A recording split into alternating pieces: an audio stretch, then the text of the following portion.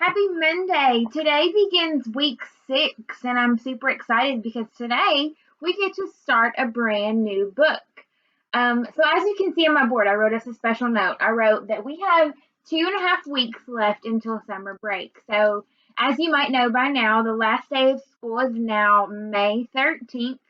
So, we have 13 school days left, 2 full weeks, and then 3 days after that. And what I found pretty cool about this book is that it has 13 chapters. So if we read one chapter a day, we can finish this book through these last 2.5 weeks of school. And it'll go all the way until the last day. So I'm super excited about that.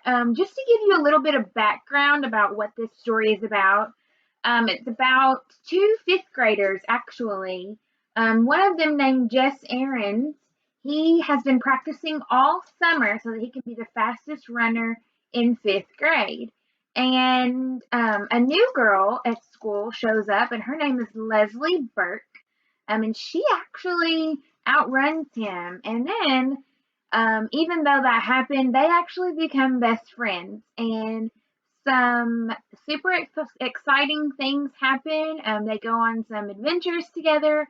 And I don't want to tell you too much because I want it to be exciting for you and for you to enjoy it. So today we're going to read chapter 1 together.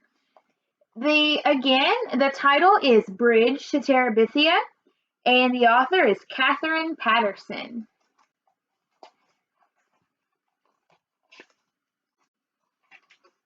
All right, Bridge to Terebithia, and the illustrations are by Donna Diamond.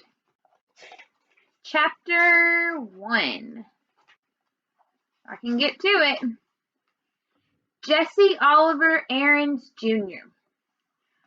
Baroom, baroom, baroom, barippity, barippity, barippity. Good. His dad had the pickup going. He could get up now. Jess slid out of bed and into his overalls. He didn't worry about a shirt because once he began running, he would be hot as popping grease, even if the morning air was chill. Or shoes, because of the bottoms of his feet were by now as tough as his worn-out sneakers. Where are you going, Jess?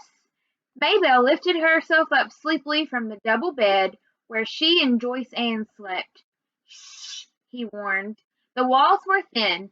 Mama would be as mad as flies in a fruit jar if they woke her up this time of day. He patted Maybelle's hair and yanked the twisted sheet up to her small chin. Just over to the cow field, he said. Maybelle smiled and snuggled down under the sheet. Are you going to run? Maybe. Of course he was going to run. He had gotten up early every day all summer to run. He figured if he worked at it, and Lord, had he worked, he could be the fastest runner in the 5th grade when school opened up.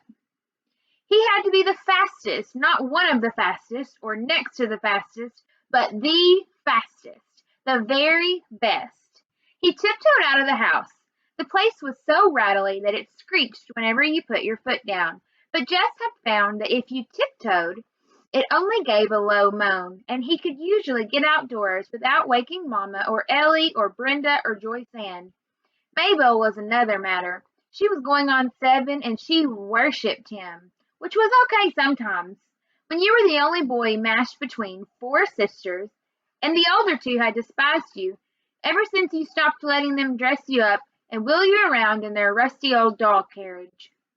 And the littlest one cried if you looked at her cross-eyed. It was nice to have somebody who worshipped you, even if it got unhandy sometimes. He began to trot across the yard. His breath was coming out in little puffs, cold for August, but it was early yet. By noontime, when his mom would have him working, it would be hot enough.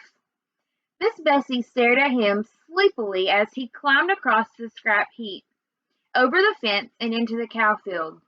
Moo, she said, looking for all the world like another Maybelle with her big, brown, droopy eyes.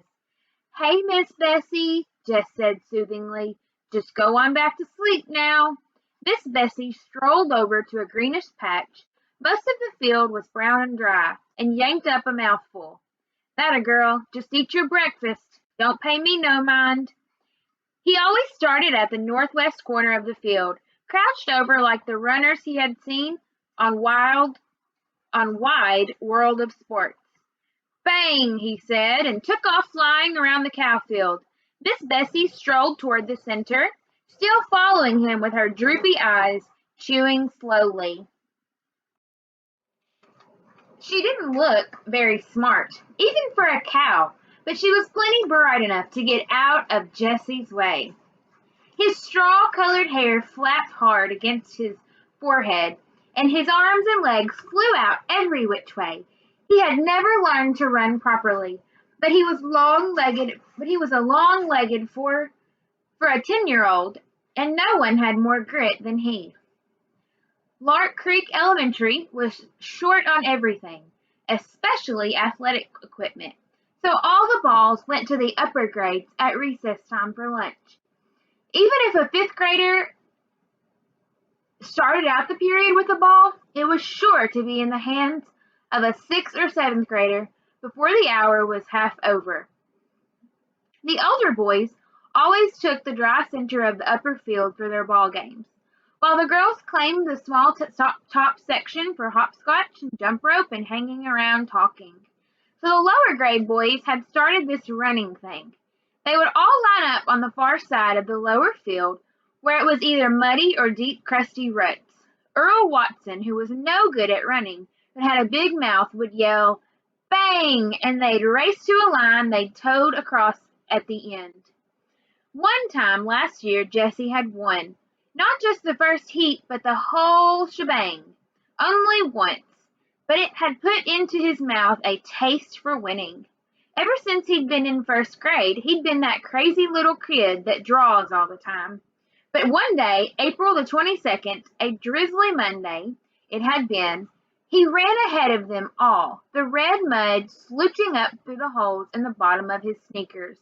For the rest of that day, and until after lunch on the next, he had been the fastest kid in the third, fourth, and fifth grades, and he was only a fourth grader.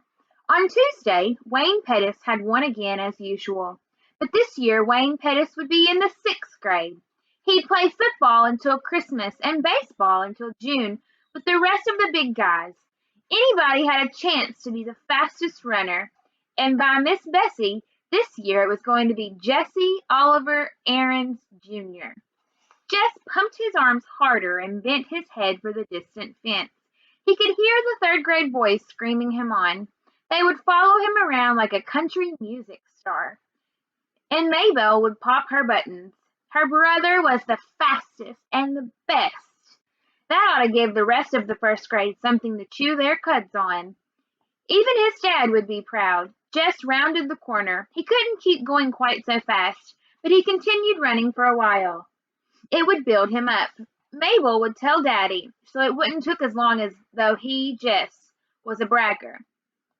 Maybe Dad would be so proud he'd forget all about how tired he was from the long drive back and forth to Washington and the digging and hauling all day. He wouldn't get right down on the floor and wrestle the way they used to. Old Dad would be surprised at how strong he'd gotten in the last couple of years. His body was begging him to quit, but Jess just pushed on. He had to let that puny chest of his know who was boss. Jess, it was Maybelle yelling from the other side of the scrap heap. Mama says you gotta come in and eat now. Leave the milking till later. Oh, crud. He'd run too long. Now everyone would know he'd been out and start in on him. Yeah, okay. He turned, still running, and headed for the scrap heap. Without breaking his rhythm, he climbed over the fence, scrambled across the scrap heap, thumped Mabel on the head, ow, and trotted on to the house. Well, look at that big Olympic star, said Belly, banging 2 cups onto the table so that the strong black coffee sloshed out.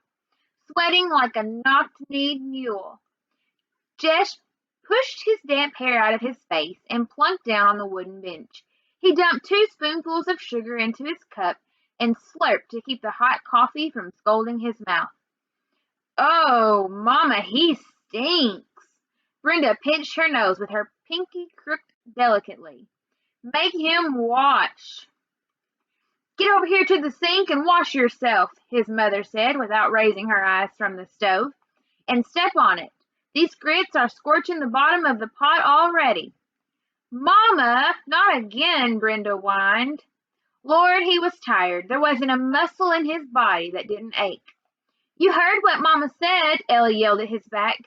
I can't stand it, Mama, Brenda again. Make him get his smelly self off this bench. Jess put his cheek down on the bare wood of the tabletop. Jessie! His mother was looking now. And put on a shirt. Yes'm. He dragged himself to the sink. The water he flipped on his face and up his arms prickled like ice. His hot skin crawled under the cold drops. Mabel was standing in the kitchen door watching him. Get me a shirt, Mabel. She looked as if her mouth was set to say no, but instead she said, You shouldn't ought to beat me in the head, and went off obediently to fetch his t-shirt. Good old Mabel. Joyce Ann would have been screaming yet from that little tap. 4-year-olds were a pure pain. I got plenty of chores needs doing around here this morning, his mother announced as they were finishing the grits and red gravy. His mother was from Georgia and still cooked like it. Oh, Mama! Ellie and Brenda squawked in concert.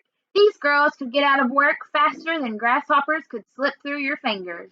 Mama, you promised me and Brenda we could go to Millsburg for school shopping. You ain't got no money for school shopping. Mama, we're just going to look around.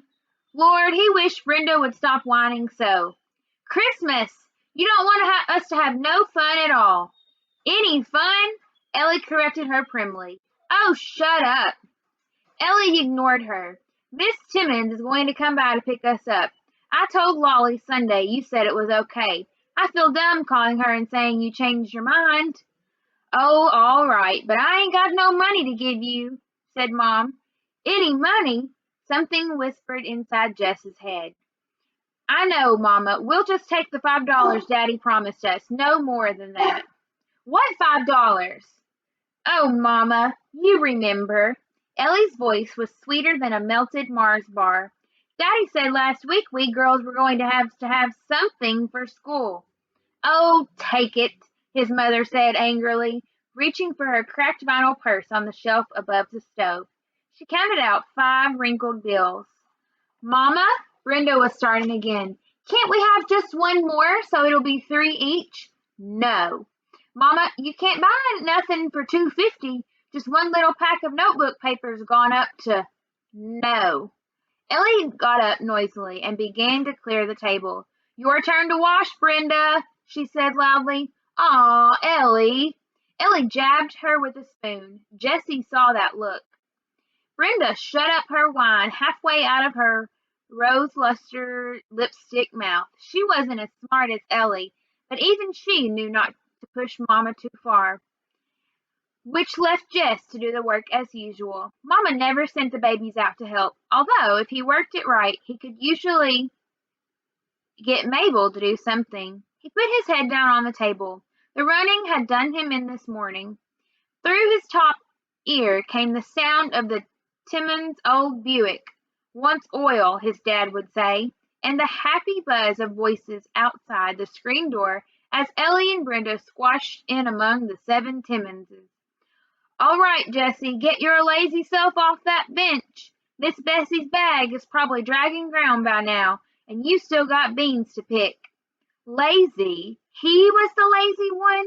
He gave his poor dead weight of a head 1 minute more on the tabletop. Jessie! Okay, Mama, I'm going. It was Maybelle who came to tell him in the bean patch that people were moving into the old Perkins place down on the next farm. Jess wiped his hair out of his eyes and squinted. Sure enough, a U-Haul was parked right by the door, one of those big, jointed ones. These people had a lot of junk, but they wouldn't last. The Perkins place was one of those ratty old country houses you moved into because you had no decent place to go, and moved out of as quickly as you could. He thought later how peculiar it was that here was probably the biggest thing in his life, and he had shrugged it off as nothing.